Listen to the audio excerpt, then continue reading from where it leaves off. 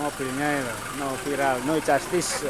Teman-teman, ini acaranya seremonial serah terima celurit berpamor meteorit dari Empu Fanani ke Cak Soleh ini. Bismillahirrahmanirrahim.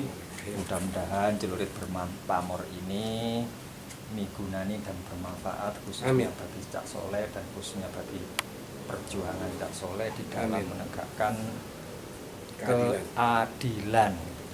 Amin. Matur nuwun, Bu. Lepas. Iya. Di baju jenengan kan. Oh iya. Kerlap-kerlap itu dulu pada awal-awal kami belajar itu sebagian orang mengatakan kilo meteori. Jadi ada kerlap-kerlap itu dianggap meteori padahal itu bukan. Besi-besi peninggalan zaman Belanda, besi-besi peralatan-peralatan yang hubungannya dengan kapal, kemudian termasuk beberapa ranjang itu besinya dianggap oleh sebagian orang meteor karena memang ada kemiripan juga tentang kerlap-kerlapnya itu loh. Ini namanya pamor nopo nih. Ini pamornya triwarna. Triwarna. Jadi ada pamor yang ini mulit semongko dan yang Apa kulit? ya mulit semongko atau anu ini sebetulnya ya kurang tepat lah kulit semongko itu kalau ini kan ada ombak segoronya. Ini ombak segoro, ini wosutah lah, wosutah. Kemudian yang baliknya ini ada dua macam pamor. Yang satu sejenis ganggeng, Nah, yang satu ini pamor campur ini, jadi ada ular lulutnya, kemudian ada beberapa pamor-pamor tiban. Jadi ada beberapa macam. Nah, bicara soal gambar, tapi kalau istilahnya itu pamor. Ini memang karena ditempa itu tiba-tiba muncul atau memang disengaja pengen misalnya tadi kulit semongko atau ombak apa itu memang ya napa direncanakan. Oh, direncanakan. Jadi untuk pamor-pamor tertentu itu memang direncanakan. Itu hubungannya dengan lipatan juga.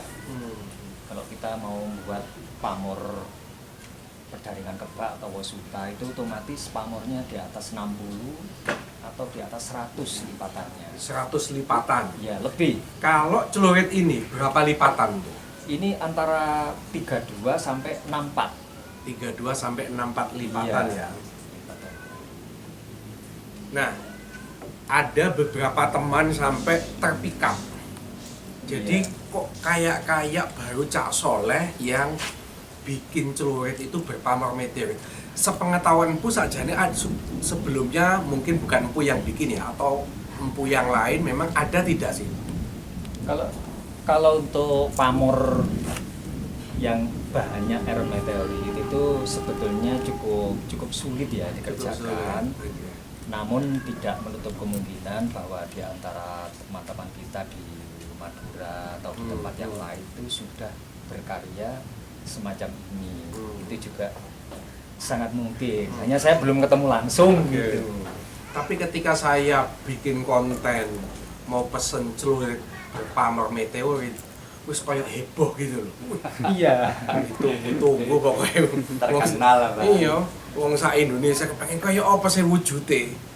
Nah, ternyata keren loh. Keren. Langka. Jadi terus terang teman-teman, saya ini tidak punya senjata tajam. Gak kepingin duit senjata tajam. Yo gara-gara celurit berpamor meteorit ini saya jadi tertantang pengen punya. Andaikan pun saya punya duit banyak, Bu, saya tidak bakalan jenenge beli senjata api itu. Padahal teman-teman pengacara itu gaya-gaya itu pamer ke saya beli pistol begini. Alah kayak apa gitu loh. Ya memang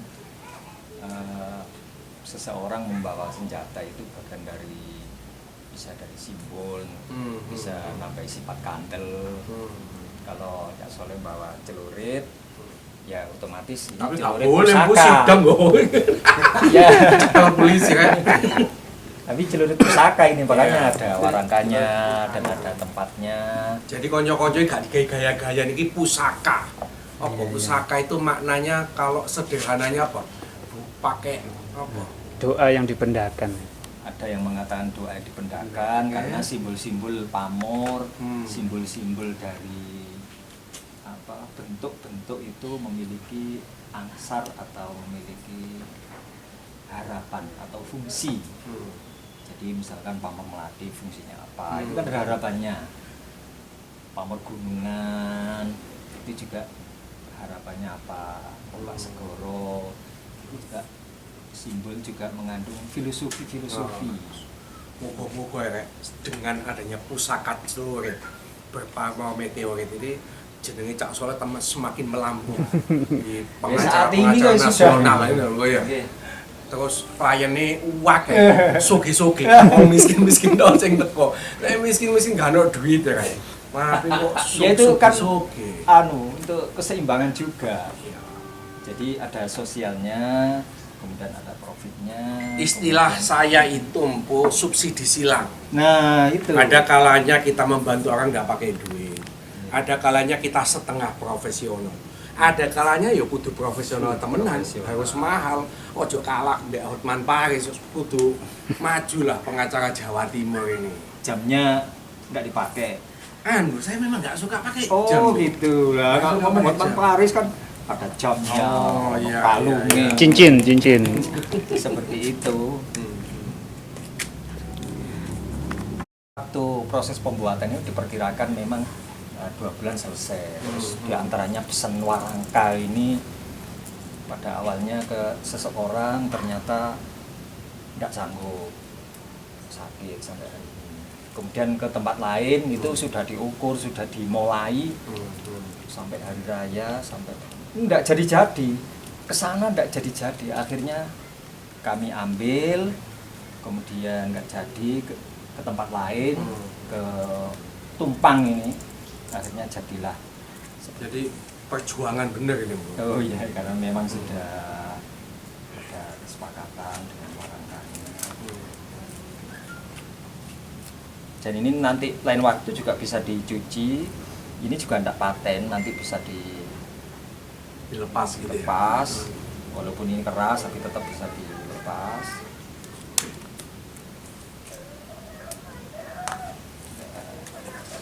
Ini juga ada, ini sekedar bungkus atau singep. Singap. Iya, singep, hanya tidak nyolok seperti ini. Jadi Iya, ada singepnya. Rumah kedua. Iya. Rumah yang pertama yang kulit itu.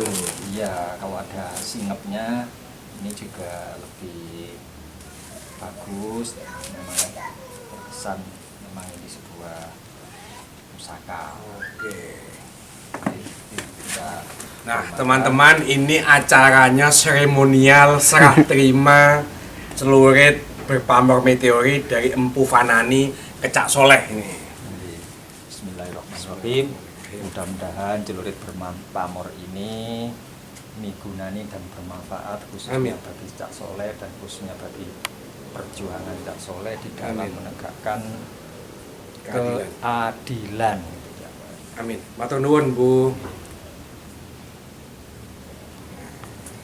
Sip. Kan tim Salem ingin menanyakan sesuatu, tapi begitu pas Cak Soleh bisa hadir, ternyata beliau pas rapat. Pak Jodoh. Ini yang jodoh. Tinggal di mana, Mas? Saya di Singosari sini, Oh, Cak Singosari. Soleh. Iya.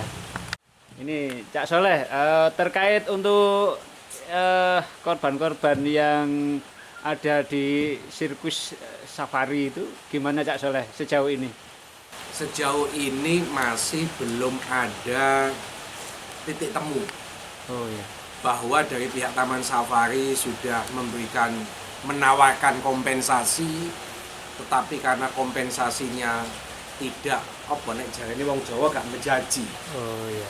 anak balita puluhan tahun dipisahkan dari orang tuanya, anak balita puluhan tahun sejak bayi sampai dewasa dipekerjakan tanpa digaji, tidak pernah disekolahkan, sering mendapatkan kekerasan, tiba-tiba hanya dihargai 150 juta, tentu itu menurut saya adalah sebuah penghinaan.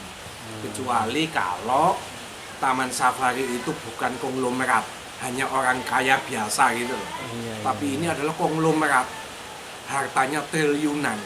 Kalau satu orang 150 itu lebih mahal macan dibanding ganti rugi, kan itu sebuah penghinaan gitu loh. Makanya dalam waktu dekat kita akan mengajukan gugatan pra-peradilan terkait penghentian SP3 pada tahun 99 saat dilaporkan oleh Vivi. Bagi saya kasus ini terang benderang, ada perbudakan di situ, ada penyiksaan di situ, ada penghilangan asal usul, sebab masih banyak korban-korban ini yang sampai hari ini tidak tahu siapa bapaknya, tidak tahu siapa ibunya, di mana rumah bapaknya juga tidak tahu. Maka menurut saya kalaupun harus ada perdamaian, tentu ukuran ganti rugi itu yang sangat layak.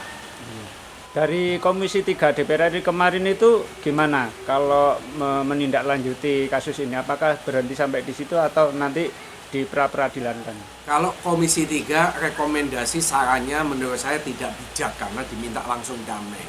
Tetapi yang bagus adalah saran dari Komisi 13 di mana mereka minta supaya dibuat TGPF, Tim Gabungan Pencari Fakta, agar kasus perbudakan ini jelas pelaku-pelakunya siapa dan harus diapakan. Sebab sampai hari ini yang namanya pelaku masih hidup, yang namanya pelaku meskipun sudah tua karena usianya lebih dari 80, tapi mereka masih merasa tidak pernah bersalah, telah memisahkan, mengambil, memaksa anak-anak balita ini menjadi pemain sirkus. Padahal nggak ada ceritanya orang mau jadi pemain sirkus, sebab menjadi pemain sirkus itu sungguh menyakitkan.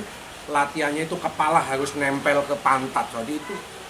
Maka yang bisa itu anak balita, dan anak balita harus dipaksa, harus dipukul, harus dikerasi supaya dia mau. Kalau enggak akan ada orang yang mau. Iya, itu kelenturannya mungkin ya, tapi dipaksakan. Iya. Iya. Terus tentang ini dari podcastnya Deddy Corbuzier kan pengacaranya bilang bahwa anak-anak itu diambil dari, mohon maaf, dari Kalijodo katanya. Apakah benar seperti itu data yang sudah Cak Soleh kumpulkan? Menurut saya itu hanya pengakuan sepihak dari pemilik Taman Safari atau Oji, sebab tidak ada bukti. Faktanya kasus Lisa, kasus Ida, kasus Yuli semua diambil dari Mangga 2. Yang mana tidak ada kaitannya dengan Kalijodo, kali cerai. Kali cerai. Ini nggak ada kaitannya. Cuman itu alasannya mereka seakan-akan supaya kalau dituntut asal usulnya ya nggak ada. Memang itu anaknya orang nakal, akan begitu. Itu hanya narasi dari pihak mereka. Berarti data-data yang diungkapkan di sana itu banyak yang tidak sesuai dengan fakta yang ada di lapangan. Ya, terima kasih Cak Soleh. Oke. Oh, ini celuritnya Cak Soleh. 2, 3. No viral, no justice. Cak Soleh dengan celurit bertuahnya. Oke, sip. Pusaka. Oke, mantap. Sip. Terima kasih. No viral. Ini masa data ini. Pisang rojo. Oh, jadi matur nuwun.